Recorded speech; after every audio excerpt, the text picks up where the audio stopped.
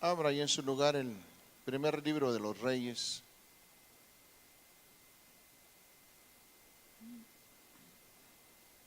El capítulo número 19.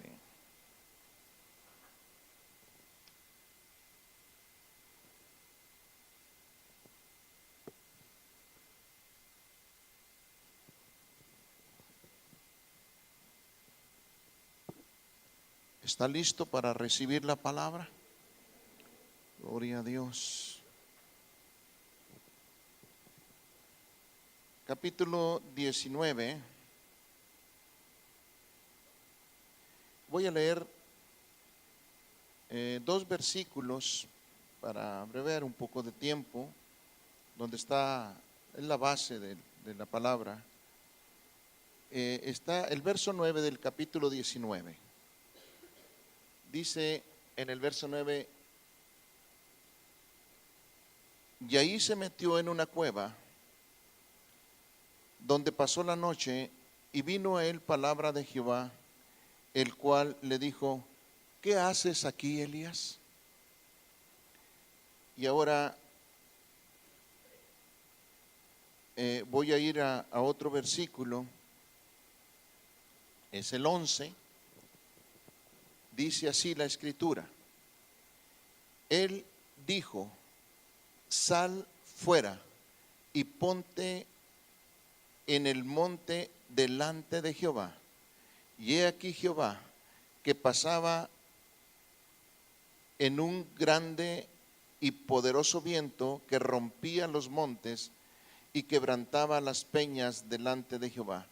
Pero Jehová no estaba en el viento, y tras el viento vino un terremoto, pero Jehová no estaba en el terremoto.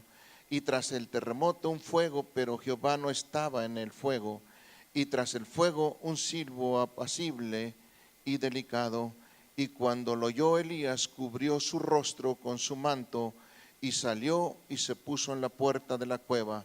Y he aquí vino a él una voz diciendo: ¿qué haces aquí, Elías? Señor, gracias por esta palabra que hemos leído.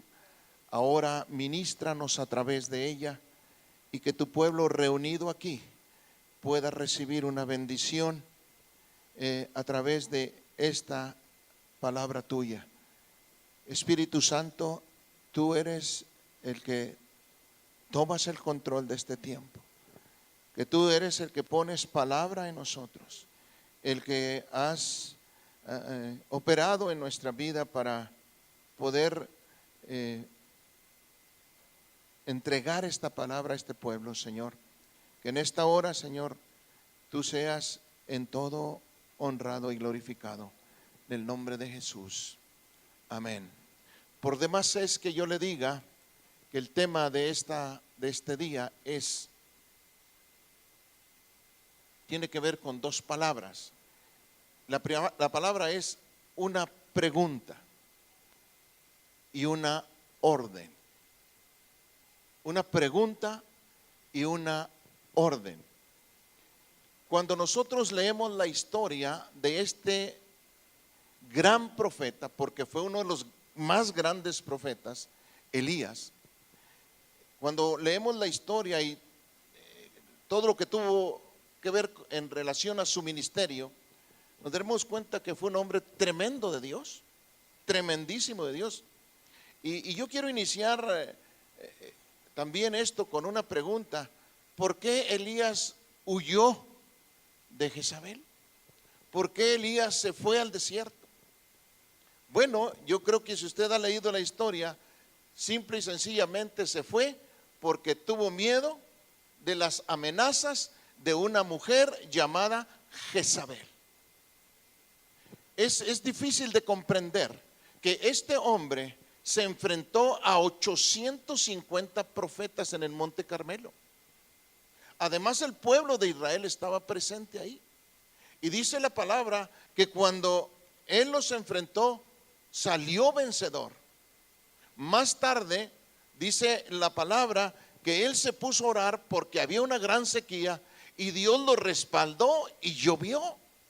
Y después de esas dos grandes victorias, vino un estado de desánimo y depresión en el profeta, por las palabras lanzadas por una sencilla mujer, más bien una tremenda mujer, porque usted conoce esta mujer en la Biblia. De tal manera que lo primero que entendemos aquí, lo decíamos en la mañana en la escuela dominical, paréntesis, invitamos a la escuela dominical a las 10:30 de la mañana, hermanos. En la escuela dominical decíamos en la mañana que cuando la palabra que sale de tu boca y de la mía para bendecir al hermano o a la hermana o a la familia o a cualquier persona, el Señor toma esa palabra y la hace efectiva en la vida de la persona a la que usted bendice. Pero también se dan casos en que hay quien maldice y no es Dios quien toma esas palabras que salieron de la boca de alguien, sino es el enemigo y las hace efectivas en una maldición para la persona a quien se le envió aquello.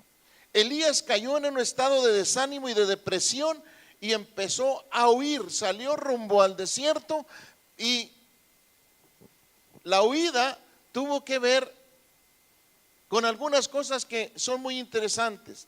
La primera es que él sale y nos damos cuenta que la fe tan poderosa que él tenía en Dios se había perdido. La perdió. Ya no tenía la fe que tenía cuando oró para que cayera fuego del cielo, y se convierte en un hombre que ahora está lleno de temores, lleno de miedo. ¿Qué pasó con él? Bueno, ahorita lo vamos a ir viendo a medida que avancemos en el tema. Le decía, qué extraño es que este hombre, después de haber desafiado a aquellos profetas, ahora esté lleno de temor, de miedo hacia las palabras que le fueron dadas por aquella mujer que usted conoce. Dijo ella que así como él había hecho con los profetas, iba a ser ella con él, o sea, lo iba a matar. ¿Dónde ocurrieron estos hechos? ¿En qué lugares? Bueno, el primero está sobre el desierto. Dice que encontró un enebro y ahí se puso a descansar. Ahí se metió debajo del enebro y encontró ese refugio hasta donde Dios fue a buscarle a través de un ángel, porque Dios es bueno. Y créame que, hermano mío, cuando usted experimente victorias poderosas en Dios, cúbrase con la sangre de Cristo, manténgase en la unidad con el Señor, porque puede ser, no tiene que ser, puede ser, no tiene que ser, puede ser que después de la victoria usted pueda padecer un ataque del enemigo. ¿Estamos? Así que Elías tomó la decisión de irse sin consultar a Dios. Era un hombre que constantemente estaba en comunicación con Dios. Cuando él profetiza la sequía, dijo estas palabras: vive Jehová en cuya presencia estoy, que no habrá lluvia por todo este tiempo. Y Dios lo respaldó y dice: vino palabra de Jehová a Elías y le dijo: vete al arroyo de Querit. O sea, Elías tenía una comunión muy estrecha con Dios. Más adelante, cuando ya viene la lluvia, igual vino palabra de Jehová a Elías y le dijo: ve y dile acá que la lluvia viene. De tal manera que era un hombre que estaba en constante comunión con Dios, pero ahora tomó la decisión de irse al desierto sin hablar con Dios. Cuando el arroyo se secó y los cuervos ya no llevaron comida, él no se movió de ahí, esperó en Jehová. Y dice: y vino palabra de Jehová a Elías y le dijo: vete a Sarepta de Sidón. Dios es el que da dirección a su pueblo. Nosotros somos los que tenemos que estar atentos de tomar la dirección indicada por Dios, no la nuestra, es la que Dios indique. De tal manera que Elías, ahora que toma esta decisión, no consulta a Dios, emprende el viaje solo, porque dice la Biblia que dejó a su criado y se fue solo. Mi hermano, luchar a solas es difícil. Cuando Juan el Bautista estaba solo en la cárcel, le empezó a entrar la duda de que si era Cristo el que ya había venido o si iban a tener que esperar a otro, y llamó a sus discípulos y le dijo: vayan y pregúntenle.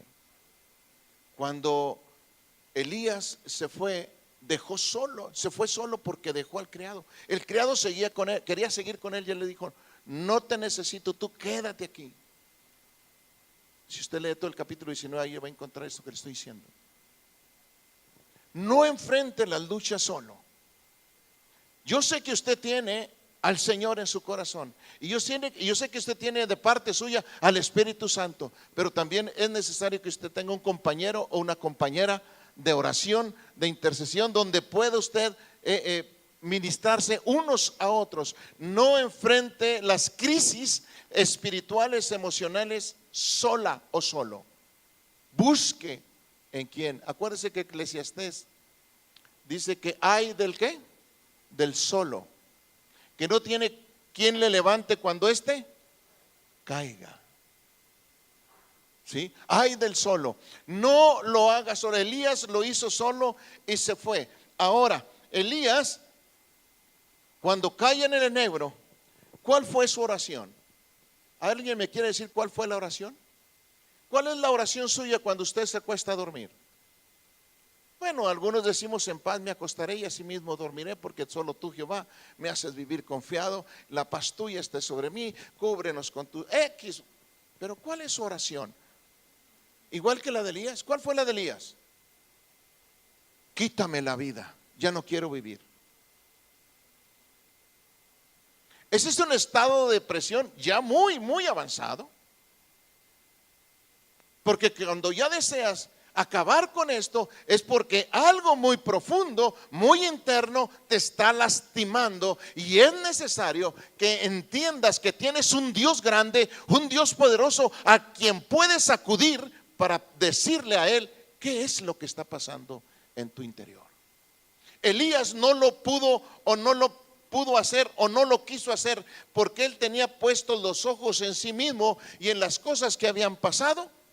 Tal vez él se sentía fracasado, porque ni Jezabel, ni Acab, ni el pueblo de Israel se arrepintió.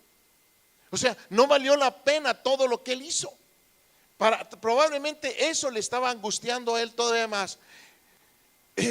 Sin embargo, la gracia de Dios llegó hasta el enebro, y el Señor sabía que Elías necesitaba tres cosas. Número uno, necesitaba descanso. Número dos, necesitaba alimento. Y número tres, necesitaba un reencuentro con Dios. Y hay ocasiones en que la vida cristiana nos lleva al desánimo y nos lleva a la separación o al aislamiento, y no tenemos una comunión muy frecuente con Dios. Y en esos momentos, en esos pozos de desesperación y de lodo cenagoso, dice el salmista David en el Salmo 40: pacientemente esperé a Jehová y Él oyó mi clamor. Quiere decir que que David estaba orando por salir de esa depresión, de ese pozo de desesperación, pero Elías no. Elías no lo estaba haciendo.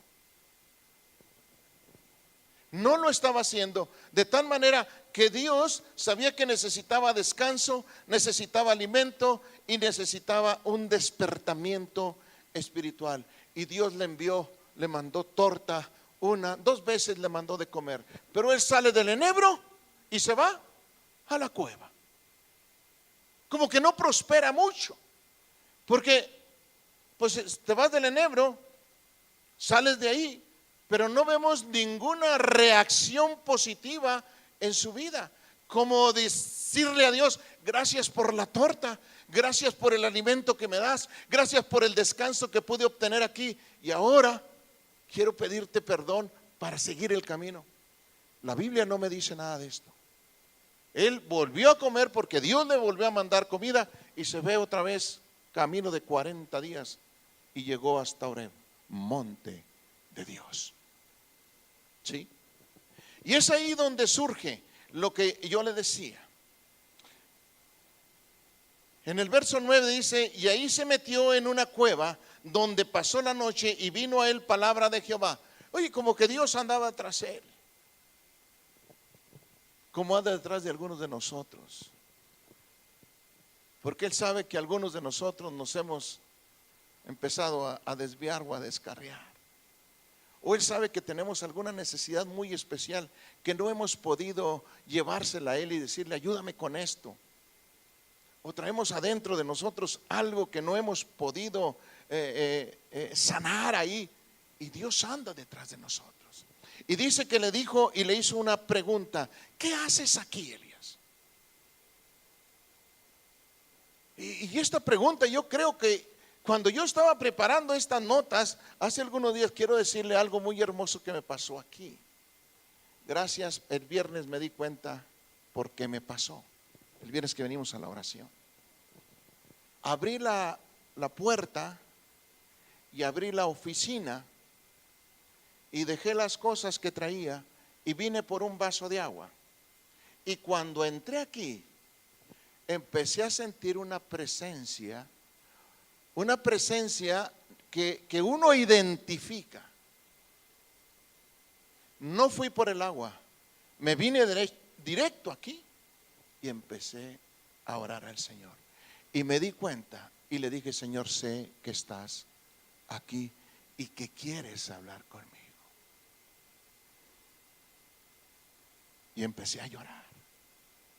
Y empecé a darme cuenta que Dios está aquí, que Dios está al pendiente de nosotros, que Dios está buscando tener una intimidad más estrecha con nosotros. Sin embargo, a nosotros los quehaceres y las actividades y todo lo que nos envuelve, a veces hasta el mismo ministerio y los mismos estudios de Eclesiastés y los preparar de los sermones y de leer los libros de la Biblia y todas esas cosas, a veces no encontramos que el Señor quiere que hagamos un alto para hablar con Él.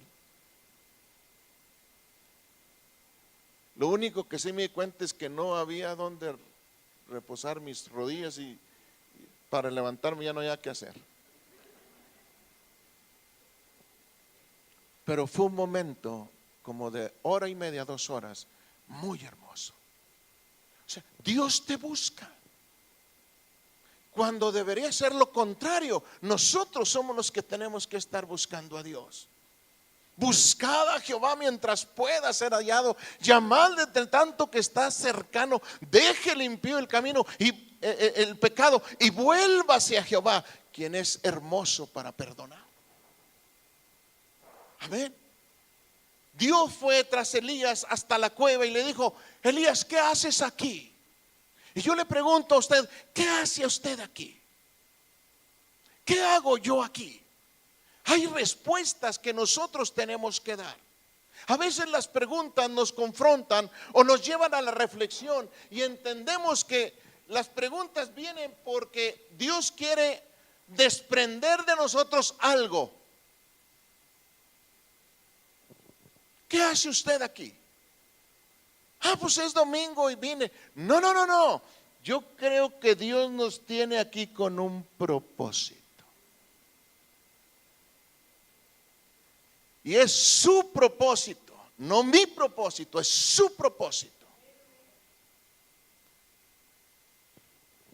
¿Qué estás haciendo ahí, Elías?, le dijo el Señor. Es una buena pregunta para hacernos hoy día. Uno de los objetivos de las preguntas a veces es confrontar, a veces es saber o sacar. El Señor quiere sacar algo de nuestro corazón para saber qué es lo que nos está aquejando, doliendo o nos está pasando, o cuál es tu manera de pensar o el proyecto que tú traes en tu corazón, y Él quiere saberlo.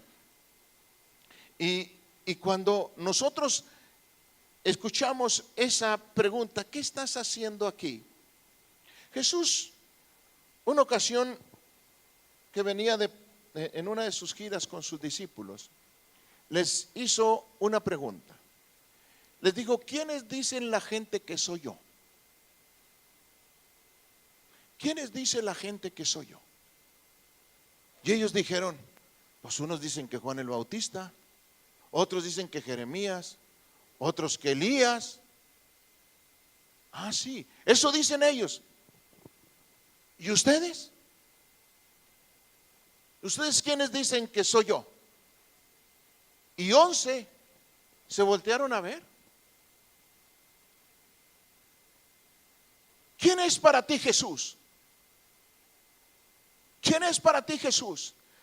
El Señor de mi vida, mi Salvador, mi sanador. Amén. El motivo de mi ministerio, de mi vida, de mi familia. Nuestra vida como cristianos debe estar girando en torno a Jesús.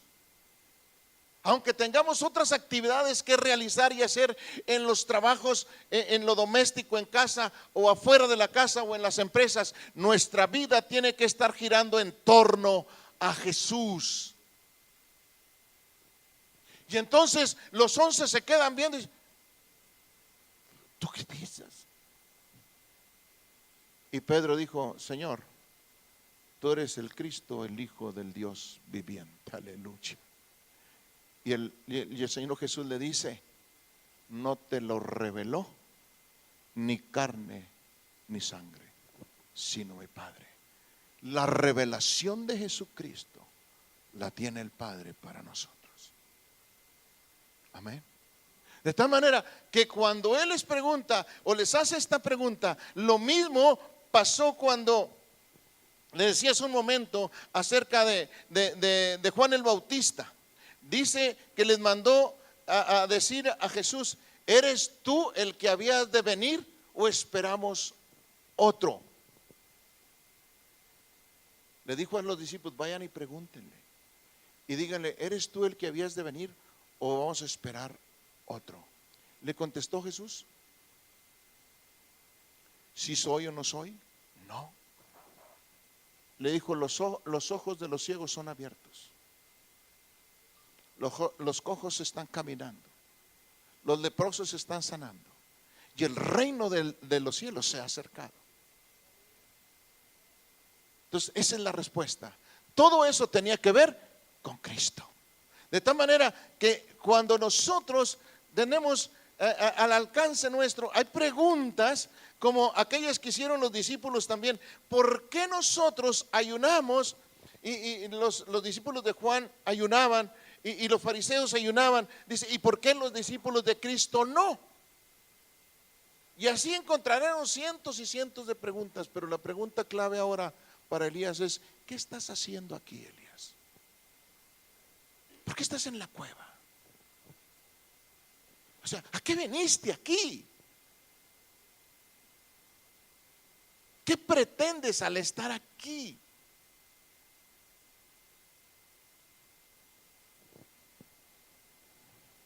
Quiero decirle que Dios tiene un plan para nosotros.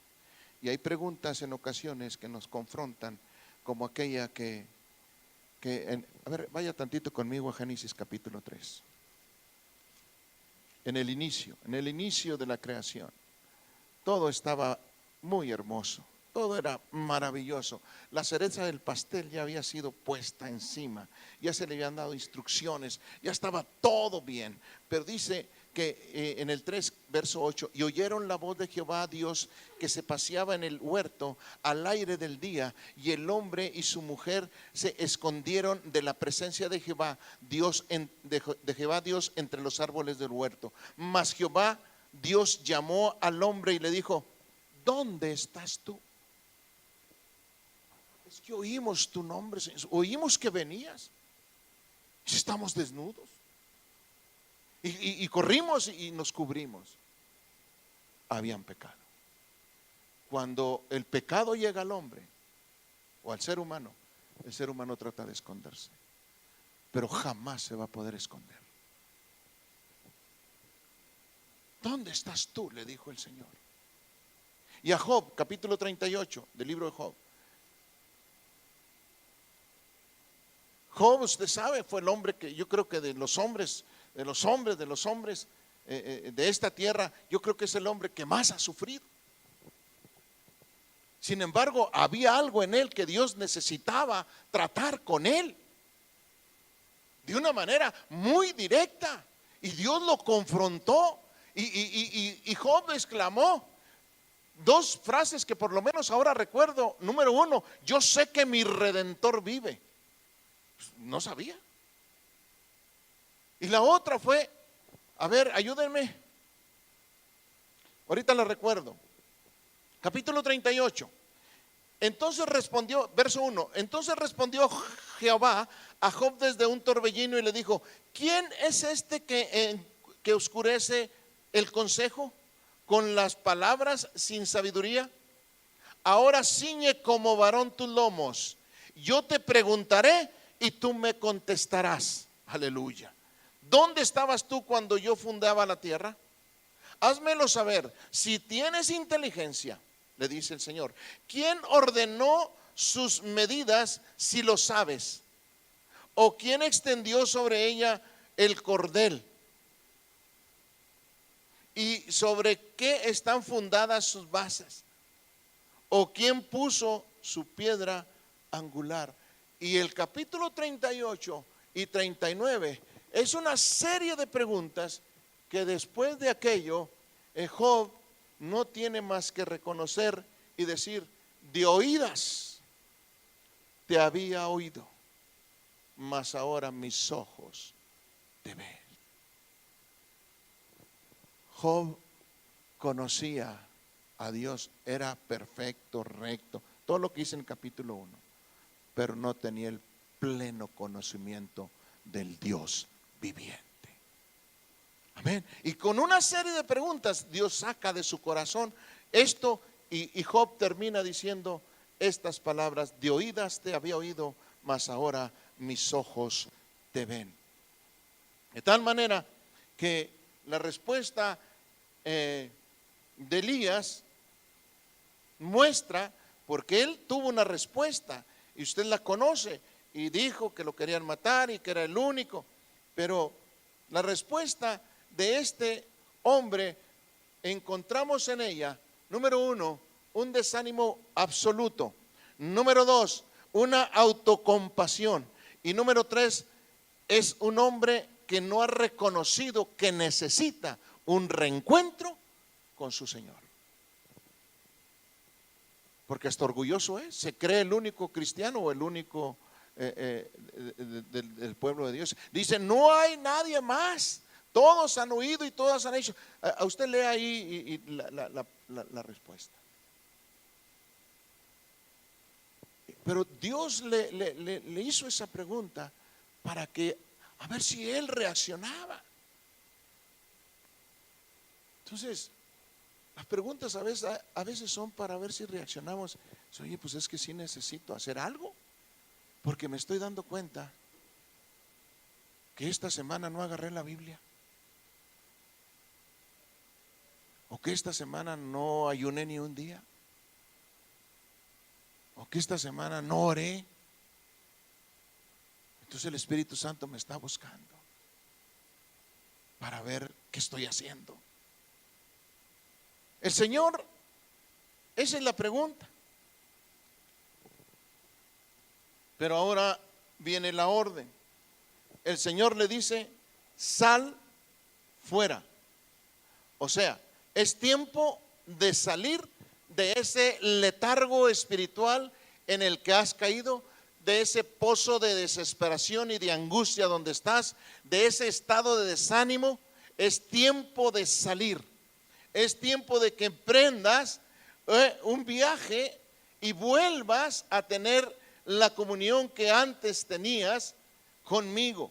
Y Dios lo reta, y Dios de una manera sobrenatural le habla a este profeta Elías. Vamos al 19 otra vez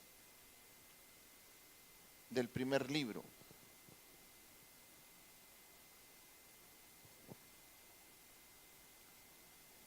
En el verso 11 dice: y le dijo: sal fuera y ponte en el monte delante de Jehová.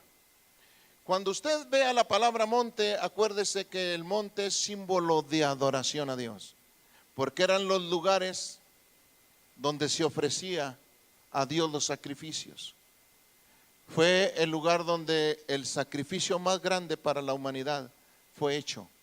En el Gólgota, ahí fue crucificado o fue ofrecido en sacrificio nuestro Señor y Salvador Jesucristo por usted y por mí. Y eso es motivo de alabanza, de gloria, de honra, de gratitud a Dios. Y esto nos debe de mover todos los días a ser hombres y mujeres muy, pero muy agradecidos por lo que Él hizo por nosotros. El Señor le dice: sal y ponte sobre tus pies delante de este monte. Tienes, y Dios dice, voy otra vez al verso 11, y le dijo: sal fuera y ponte en el monte delante de Jehová. Y he aquí Jehová que pasaba en un grande y poderoso viento que rompía los montes y quebraba las peñas delante de Jehová. Pero él, o sea, Jehová, no estaba en el viento. Tras el viento vino un terremoto, pero él, o sea, Jehová, no estaba en el terremoto. Y tras el terremoto un fuego, pero Jehová no estaba en el fuego. Y tras el fuego un silbo apacible y delicado. Y cuando lo oyó Elías, escuche bien, esto es importante. Cuando lo oyó Elías, cayó a los pies de Dios y empezó a adorar. Volvió a reconocer, escuche bien, volvió a reconocer a su Señor. Se dio cuenta de que ni en el viento, ni en el terremoto, ni en el fuego estaba el Señor. Pero cuando vino el silbo apacible, él se dio cuenta que ahí estaba su Señor. Y cayó inmediatamente de rodillas. Y dice que cubrió su rostro y él fue ministrado por Dios. Ahora, quiero decirle algo. Cuando nosotros empezamos el culto, yo leí el Salmo 148. Y el Salmo 148 dice que toda la creación alaba a Dios. Las estrellas, el sol, los árboles, todo alaba al Señor. Y cuando encontramos estos tres elementos, que es el fuego, que es el viento, ¿sí? El fuego, el viento y un terremoto, encontramos algo que en ellos, dice la Escritura, no estaba Dios. En esos tres.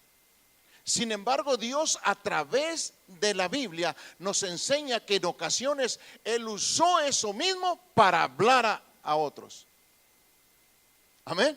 Y yo le quiero dar rápidamente tres pasajes donde Dios escuchó, Dios más bien usó estos elementos y un terremoto para hacer cambiar y tocar la vida de alguna gente. Esto quiere decir que Dios quería demostrarle al profeta que no solamente en el ruido, en el grito y en muchas otras manifestaciones la presencia de Dios se hace manifiesta, sino también en quietud y en reposo el Espíritu Santo puede hablar a su corazón. No tiene que usted, no siempre será así. Dios se manifiesta como Él quiere porque Él es soberano. Amén. Usted no puede, es que así no, pastor, es que tenemos que estar todos calladitos y con las manos aquí. No. Usted siéntase libre en Jesucristo, número uno. Y después alábelo como usted quiera, pero que sea de lo más profundo de su corazón. Y lo demás, si el de al lado no se hinca o no levanta manos, déjelo, usted alabe a su Señor. Porque Dios tiene muchas formas de hablarnos. Y yo le voy a dar donde Dios usó algunos de estos elementos y quiero decirle que fue algo tremendo. Dice la palabra que en el capítulo 2 del libro de los Hechos, en el día de Pentecostés, ¿qué pasó ese día de Pentecostés? Dígame usted qué pasó ese día. Dice que vino el Espíritu Santo, pero que vino un viento recio y empezó a revestir a todos los que estaban. Vamos a ir al capítulo 2 de Hechos, por favor. Hechos capítulo 2. Hechos capítulo 2.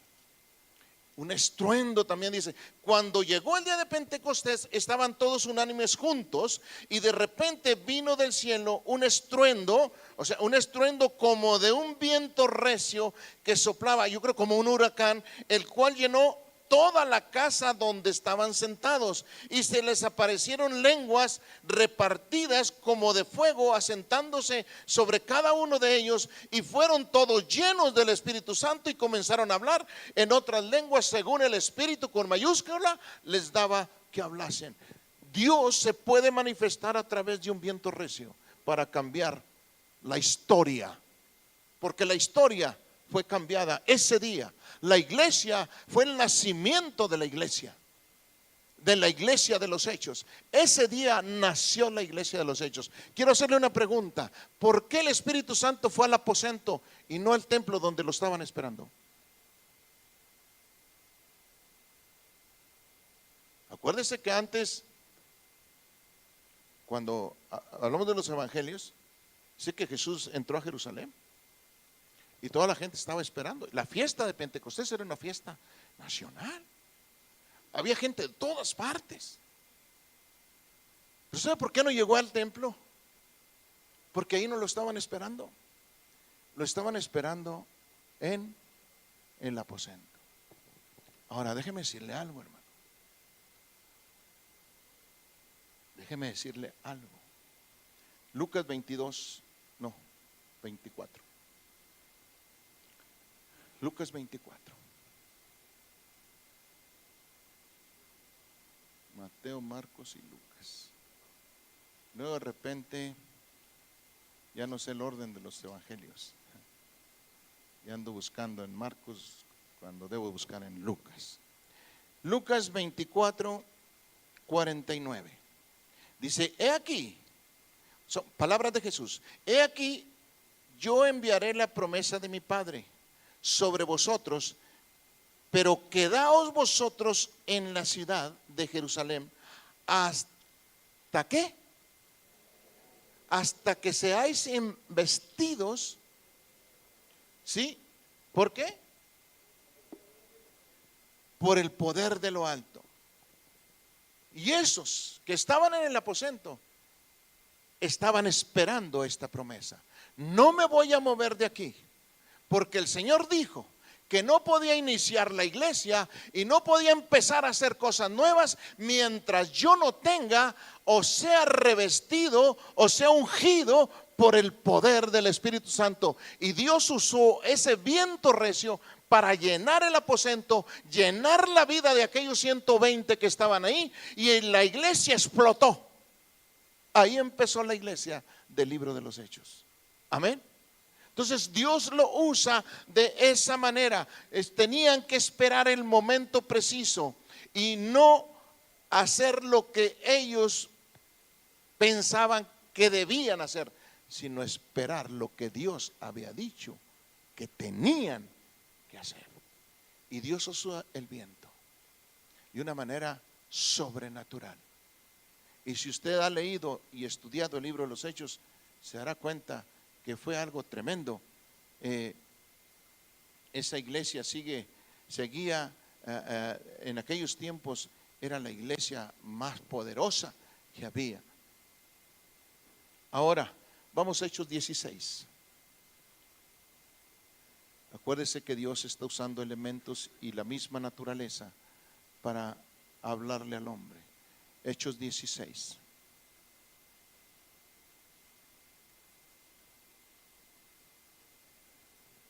Dieciséis, 25. Pero a medianoche, orando Pablo y Silas, cantaban himnos a Dios, y los presos los oían. Entonces sobrevino de repente, ¿qué? Un terremoto. Sí, pero hubo un terremoto allá con Elías, pero Dios no estaba ahí. Hubo un viento recio con Elías, pero Dios no estaba ahí. Pero en el libro de los Hechos capítulo 2, ahí estaba el Espíritu Santo. Ahora, dice, hubo un gran terremoto de tal manera que los cimientos de la cárcel se sacudían y al instante se abrieron las puertas y las cadenas de todos se soltaron. Despertando el carcelero y viendo abiertas las puertas de la cárcel, sacó la espada y se iba a matar, pensando que los presos se habían huido. Mas Pablo clamó a gran voz diciendo: no te hagas ningún mal, pues todos estamos aquí. Él entonces, pidiendo luz, se precipitó adentro y temblando se postró a los pies de Pablo y de Silas, y sacándolos les dijo: señores, ¿qué debo hacer para ser salvo? Y ellos le dijeron: cree en el Señor Jesucristo y serás salvo tú y tu casa. Aquel terremoto, mi hermano, no solamente cimbró los cimientos de la cárcel, no solamente abrió las puertas de la cárcel, no solamente rompió las cadenas literales, las cadenas de hierro que estaban amarrando las puertas, no, rompió el corazón del carcelero, porque Dios tenía un propósito al enviar ese terremoto para que el carcelero se convirtiera a Jesucristo como su Señor y Salvador. Dios obra de una manera sobrenatural porque Él sigue siendo soberano. Amén. Las puertas están abiertas, hermanos, es tiempo de salir, es tiempo. Las cadenas son rotas, símbolo de libertad. Somos libres en Jesús.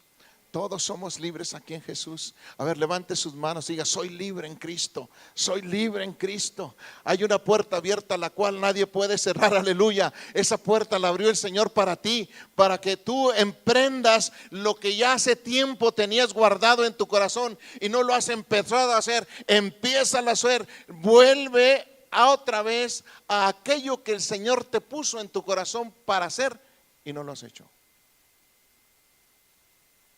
La puerta está abierta, las cadenas están rotas y el corazón del carcelero quebrantado por el poder de Dios.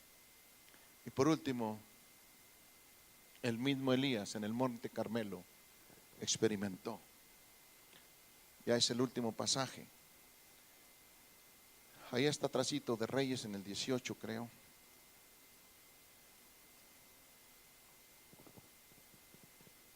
En el 18:36, cuando llegó la hora de ofrecer el holocausto, se acercó el profeta Elías y dijo: Jehová Dios de Abraham, de Isaac y de Jacob.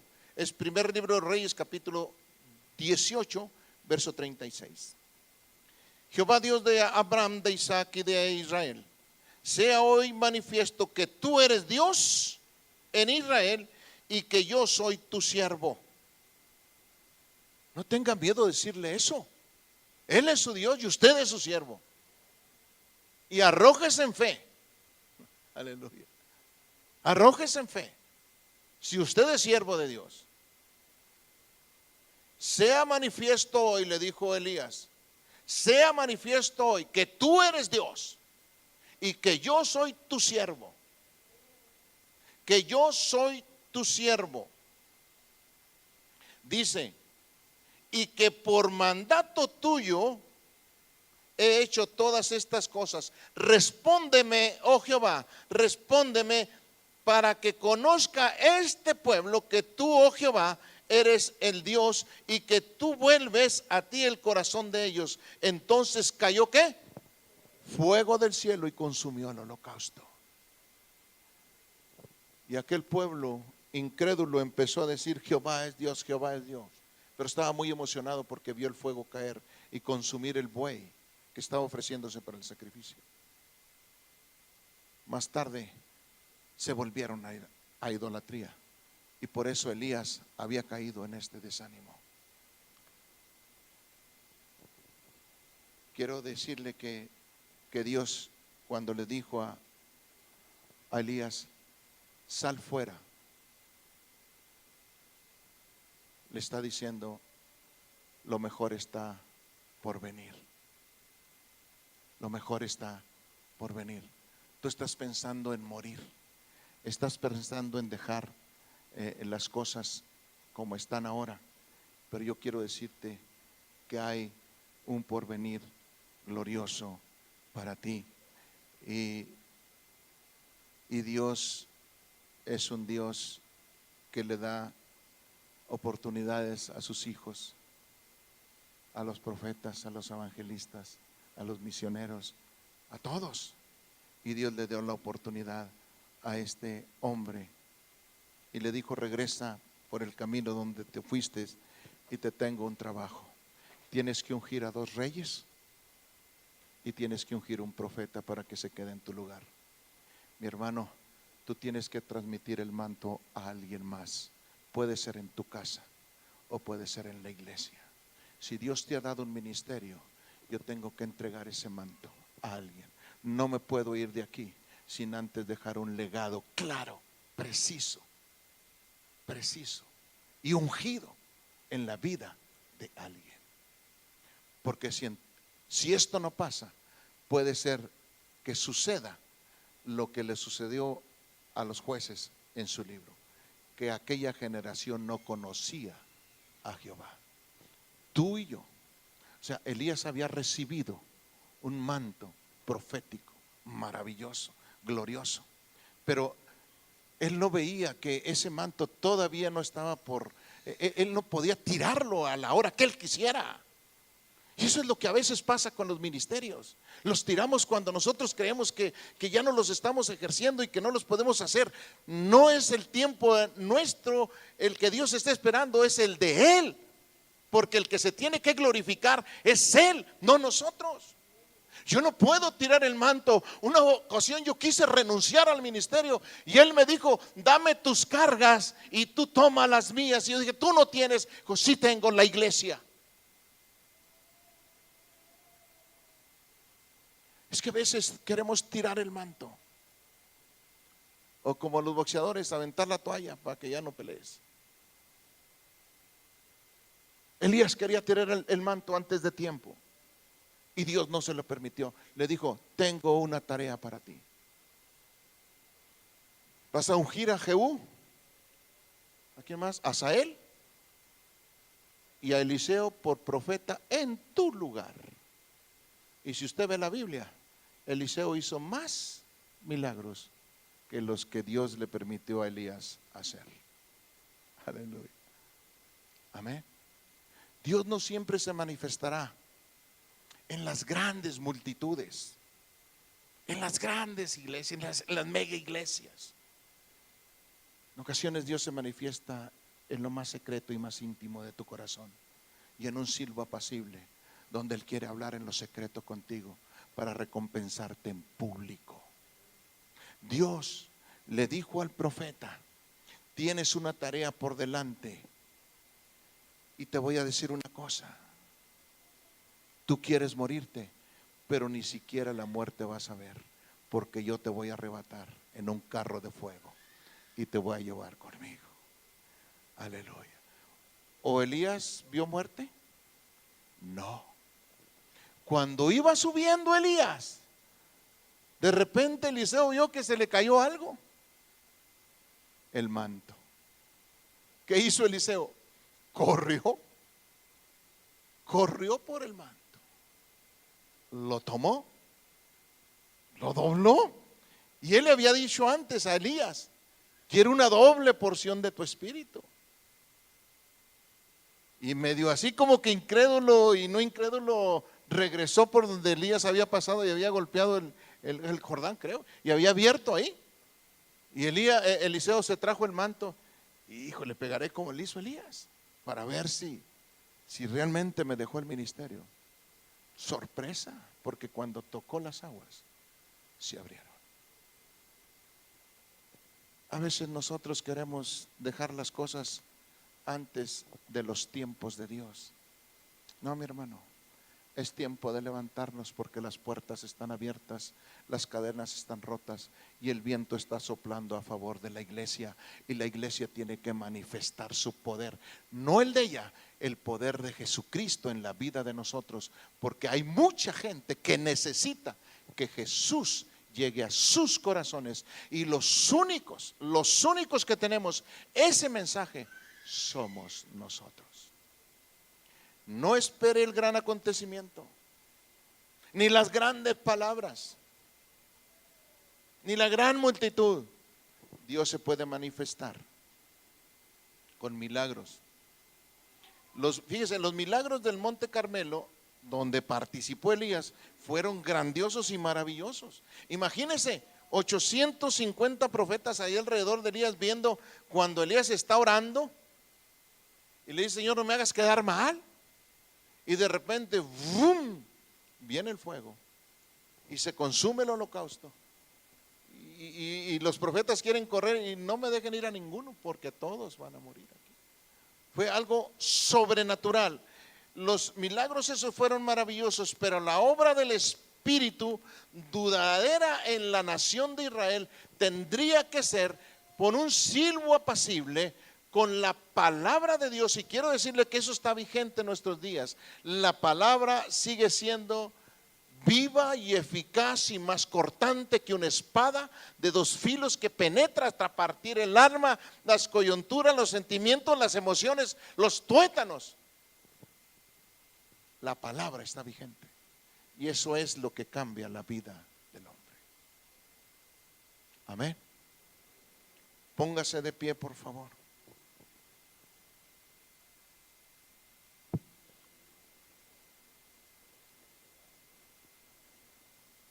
¿Qué estamos haciendo aquí?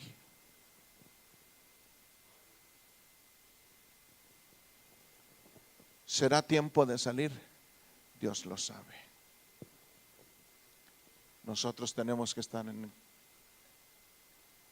contacto con Él para que Él dé la orden. Amén. Él es el Señor de la iglesia. No vaya a dejar, por favor, el manto antes de dejárselo a otro. No quiere decir que si yo soy pastor, todos mis hijos tienen que ser pastores. No, tienen que tener a Jesús en su corazón. Pueden ser médicos, lo que sea, pero los mejores médicos cristianos, o los mejores ingenieros cristianos, o los mejores arquitectos, pero cristianos, que tengan a Cristo en su corazón, que den testimonio de que Jesús es su Señor. Amén.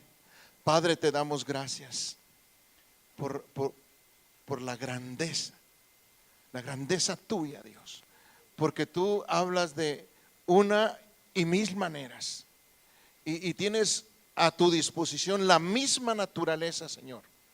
Así lo leímos en el Salmo 148. Señor, y tú eres Dios porque eres soberano y porque tú haces las cosas como tú quieres. Eres omnisciente, omnipotente y omnipresente. Eres el Dios de Abraham, de Isaac y de Jacob. Ese mismo Dios es nuestro Dios ahora. Y en Jesucristo nos regalaste la salvación y la vida eterna. Te damos gracias, Dios, por hacernos partícipes de este gran pueblo, el pueblo tuyo, Dios. Qué privilegio ser tus hijos, porque muchos, como nosotros, antes de conocerte, éramos creación nada más, pero ahora somos hijos por cuanto hemos recibido a Jesús. Tu palabra dice que a todos los que le recibieron les dio potestad de ser hechos hijos de Dios. Y por esa razón, Señor, no nos queda más que ser un pueblo agradecido por lo que tú nos has dado. Y estamos en espera de ver señales, prodigios y milagros.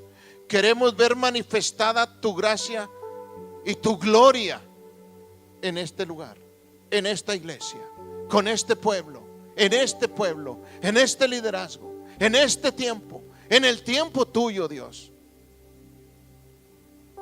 Si alguien está aquí, aleluya, si alguien está aquí y ha creído o se ha sentido como Elías en un fracaso espiritual, en algún liderazgo, o en su casa, o en la empresa, o en el trabajo, donde sea, quiero decirte que el Señor está de tu lado y Él quiere levantarte. No tires el manto antes de tiempo. Y si lo tiraste, recógelo, porque es tiempo de volver. Aquello que anhelabas tanto en tu corazón y que lo empezaste a hacer y que por alguna causa, por algún fracaso, algún tropiezo, caíste, levántate en el nombre de Jesús. Su mano está extendida para levantarte y hacer de ti un hombre o una mujer llena del poder del Espíritu Santo. A Él sea la gloria por los siglos de los siglos. Aleluya, amén y amén. Dele un aplauso a Cristo, por favor. A Él sea la gloria. A Él sea la gloria. A Él sea la gloria. Aleluya. Gloria a Dios. Voy a terminar para despedirnos con un versículo. Dice la palabra en Hebreos: y el Dios de paz, levante su mano, y el Dios de paz, y diríjala sobre alguien si usted quiere. El Dios de paz, que resucitó de los muertos a nuestro Señor Jesucristo, el gran pastor de las ovejas, por la sangre del pacto eterno, os haga aptos para toda buena obra, para que hagáis su voluntad, haciendo Él en vosotros lo que es agradable delante de Él por Jesucristo, al cual sea la gloria por los siglos de los siglos. Amén y amén. Estamos despedidos. Que Dios le bendiga hasta que Cristo venga. Aleluya.